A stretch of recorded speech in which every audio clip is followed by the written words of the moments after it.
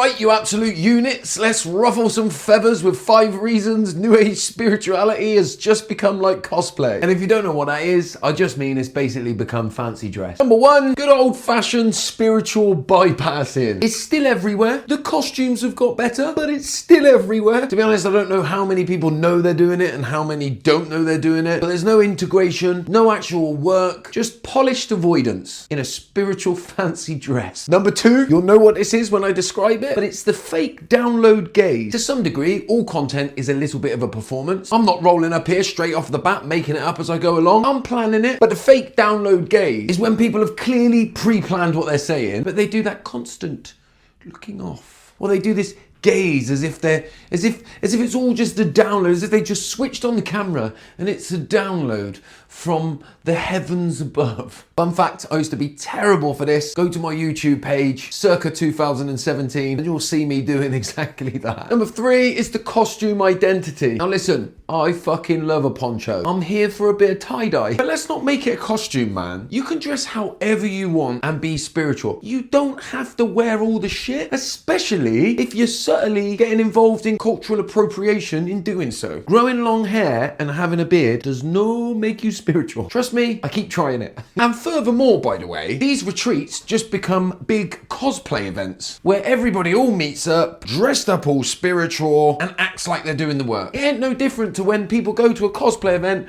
dressed as fucking Batman and Iron Man. You still come home and be the same fucking human being you were before you went to the cosplay event. Number 4, everything becomes content. I'm not gonna lie to you, content is often in my head a little bit more than it should be. But never once have I been in any kind of process, particularly crying, and thought to myself, this would make banging content. I know we're all trying to make our way in the content game, and it ain't easy, but there's a line, and I've probably crossed it at some point, but it's not great when you do. Number 5, the enlightenment flex. Oh, you've done 50 retreats in the last year, have you? Yeah. Then why are you still a fucking mess? As always, I ain't innocent in any of this, but it's worth pointing it all out there. Don't believe everything that you see online. Just because somebody looks the deal doesn't mean they are the deal. In fact, the most spiritually enlightened people that I've ever met never had to tell me about any of their retreats or any of the work that they've done, because it was the way that they made me feel. And you could tell above everything else that they were rooted in truth. Namaste.